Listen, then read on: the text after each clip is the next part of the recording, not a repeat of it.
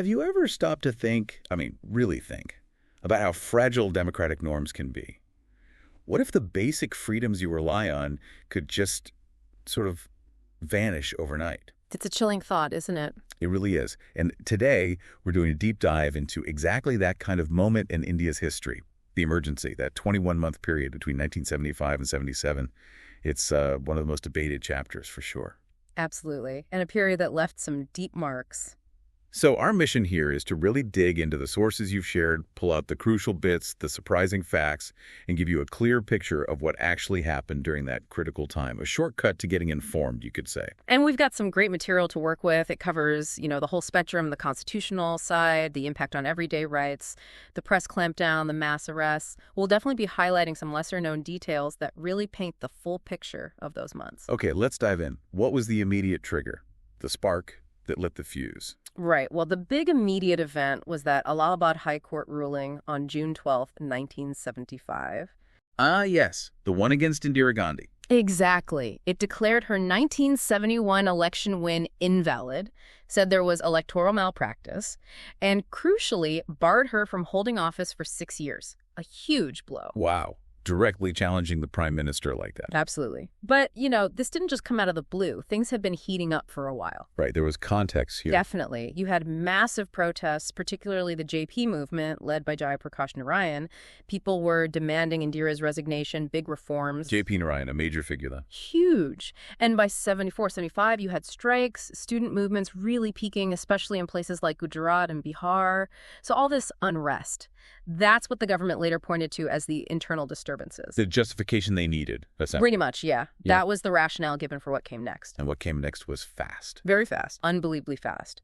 June 25th, 1975, midnight, Indira Gandhi advises the president, Fakhruddin Ali Ahmed, to declare a national emergency. Article 352. Just like that. Just like that. And the consequences were immediate. JP Narayan himself, arrested at 1:30 a.m. that same night. Wow. And then, like clockwork, these pre-planned arrests of over 100 opposition leaders started rolling out across the country.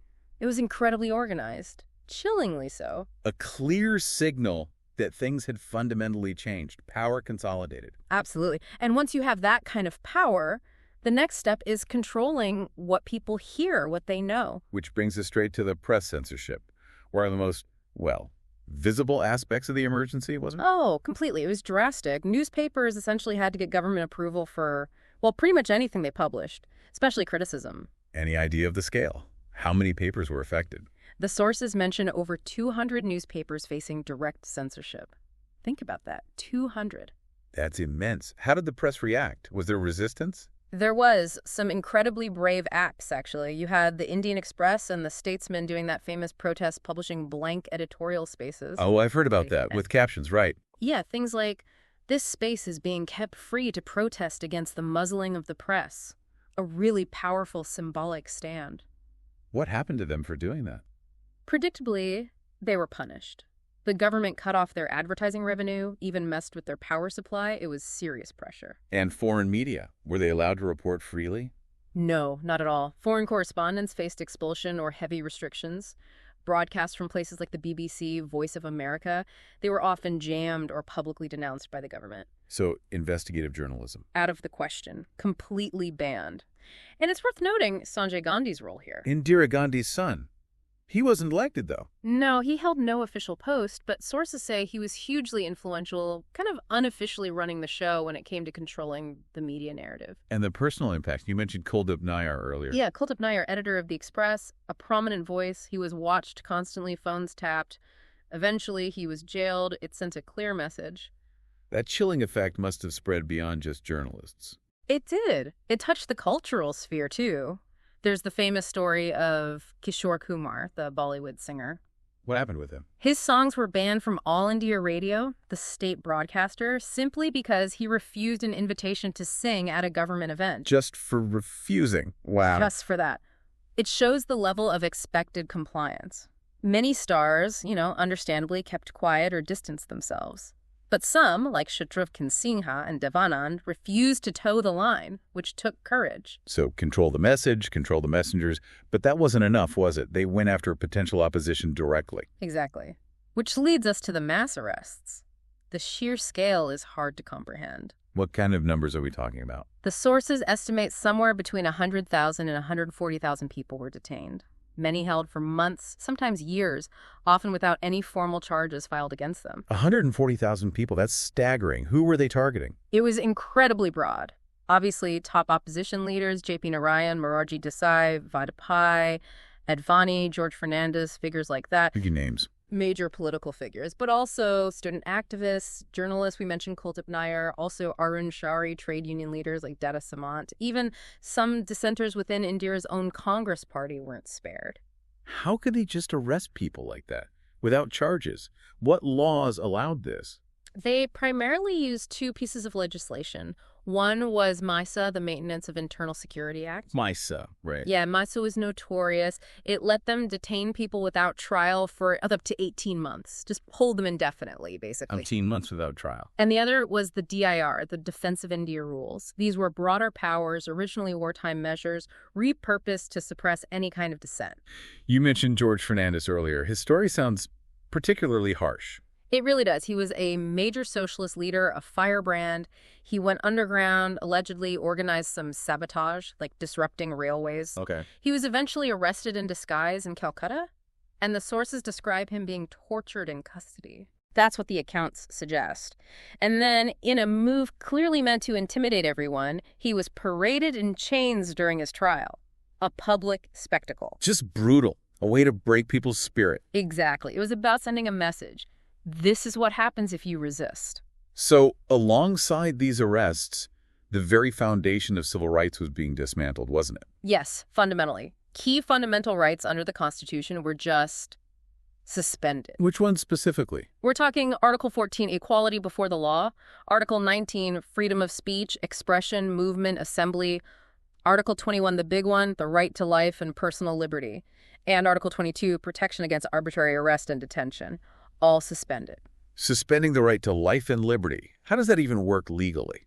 Well, that suspension also included the right to habeas corpus. Habeas corpus, the right to challenge your detention in court. Precisely. If you can't challenge your detention, if you can't ask the court, why am I being held, then Article 21 effectively becomes meaningless during that period. And this led to a major court case, didn't it? It did. The infamous ADM Jabalpur versus Shivkant Shukla case in 1976. The Supreme Court heard challenges to detentions under MISA. And the ruling. By a 4-to-1 majority, the Supreme Court ruled that during the emergency, citizens had no right to approach the courts to challenge detention, even if it was potentially illegal. Essentially, no right to life or liberty enforceable through the courts while the emergency was on. That's a shocking decision from the highest court. It was and remains deeply controversial. It effectively sanctioned the state's power to detain anyone without judicial review. But there was one dissenting judge. Yes, Justice H.R. Khanna. His dissent was incredibly powerful. He argued that the right to life and liberty predates the Constitution itself, that it's a basic human right the state cannot just suspend. He wrote something quite famous, didn't he? He did. He wrote, starkly, even if life is taken illegally, courts have no remedy. A devastating assessment of the majority ruling. And what happened to Justice Khanna after that? The consequences were severe. Despite being the most senior judge, he was bypassed for the position of Chief Justice of India when the vacancy arose. It was widely seen as retaliation for his dissent. A serious blow to judicial independence, then. A massive blow. It sent a chilling message to the judiciary. Okay, so we've talked about the legal framework, the arrests, the censorship. But there's another figure who looms large over this period, even without an official title. Sanjay Gandhi. Yes, Indira Gandhi's younger son. His influence during the emergency was immense, almost like an extra constitutional authority. He drove some of the most controversial and, frankly, brutal policies. Like the forced sterilization program. Exactly. Officially, it was called the Family Planning Program. But the methods were often anything but voluntary. What kind of scale are we talking about? The numbers are mind-boggling. Our sources cite around 8.3 million sterilizations performed in just 1 year, 1976-77. 8.3 million. How was that even achieved? Through coercion, largely. Quotas were reportedly set for government officials, police, teachers, clerks. If they didn't meet their quotas for bringing people in for sterilization, they faced penalties, like losing pay or their jobs. That's horrifying, forcing officials to force citizens. It led to terrible situations. Stories of people, especially the poor and marginalized, being rounded up. There were accounts from Uttar Pradesh of villagers being dragged from fields. Just awful. And the Nazbandi Lal story. Ah, yes, that became a sort of grim legend. A man supposedly sterilized multiple times, either because officials were desperate to meet quotas or perhaps he sought the small incentives offered each time. It highlights the absurdity and the human cost. And besides sterilizations, Sanjay Gandhi was also linked to slum demolitions. Yes, particularly in Delhi. His stated aim was beautification, but it meant forcibly clearing large slum areas, displacing thousands of poor families with little notice or support. Turkman Gate is the most notorious example, right? Yeah. It is. April 1976. Residents in the Turkman Gate area of Old Delhi resisted the demolitions. The situation escalated and the CRPF, the Central Reserve Police Force, opened fire. People were killed. Yes. Officially, the numbers were downplayed, but eyewitness accounts and later investigations suggested dozens were killed. And there were disturbing reports of a cover-up. A cover-up? How? Accounts emerged later suggesting bodies were removed quickly, hidden, possibly buried secretly, to erase the evidence of the scale of the violence. Just horrific. So forced sterilizations, forced demolitions. What else was under his influence? Cultural control was another area. We mentioned Kishore Kumar, but it went further. All India Radio and Doordarshan, the state TV, became pure government propaganda outlets. Nothing but praise for the emergency. Pretty much. Sources even mentioned TV hosts being explicitly warned not to say anything critical. And then there was the film Kissa Krisika. A political satire. Yes. It lampooned politicians. Sanjay Gandhi apparently ordered all prints of the film seized and physically destroyed, burned. Complete erasure of dissenting art. It seems like every aspect of life was potentially under scrutiny or control. That was the feeling, yes. Pervasive control. But even in that atmosphere, there must have been resistance. Maybe less visible forms. Absolutely. Despite the risks, there was an active underground resistance movement. It's quite inspiring, actually. What did that look like? People published secret newsletters and pamphlets like Samachar Darpan or Prabhuda Parada to get alternative information out. Activists set up hidden printing presses. Wow, like something out of wartime. Very much so. People used ingenious methods like passing coded messages hidden inside religious texts to coordinate activities.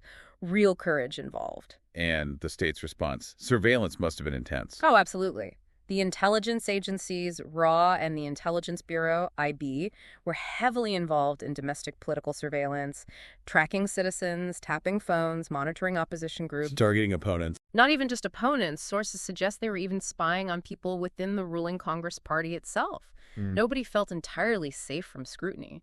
That breeds a certain kind of fear. And this even filtered down into schools. Yes. There was an effort to indoctrinate students. Yeah. Through state-backed youth programs like the NSS and NCC, schools pushed pro-emergency slogans like, "Discipline makes the nation great," trying to shape the thinking of the next generation. So after 21 months of this intense control, censorship, fear, Yeah. how did it finally end? It seems so entrenched. It ended quite suddenly, actually. And unexpectedly, in March 1977, Indira Gandhi announced she was lifting the emergency and calling for general elections. Why? Did she think she would win? That seems to have been the calculation. Reports suggest her advisors, perhaps buoyed by the lack of visible large-scale protest, which was, of course, suppressed, convinced her that the public actually supported the discipline of the emergency. A major miscalculation, as it turned out. A monumental one. The 1977 election results were a complete shock to the Congress Party. A landslide against them. A historic defeat. They were virtually wiped out in North India, the Hindi belt, though they did hold on to some support in the south. And the opposition. They had united under the banner of the Janata Party, a coalition of disparate groups brought together solely by their opposition to the emergency. They swept to power. Forming the first non-Congress government in India's history. Exactly. With Morarji Desai, one of the leaders jailed during the emergency, becoming prime minister. And what about Indira Gandhi and Sanjay Gandhi personally? In perhaps the most symbolic result of all, both Indira Gandhi and Sanjay Gandhi lost their own parliamentary seats. A stunning personal repudiation. So a new government came in. Was there any effort to hold people accountable for what happened during the emergency? Yes, there was. The Janata government established the Shah Commission in 1977, headed by a former Chief Justice, J.C. Shah, specifically to investigate the abuses and excesses committed during the emergency. What did the commission find? It conducted extensive hearings and gathered a lot of evidence. Its final report was pretty scathing.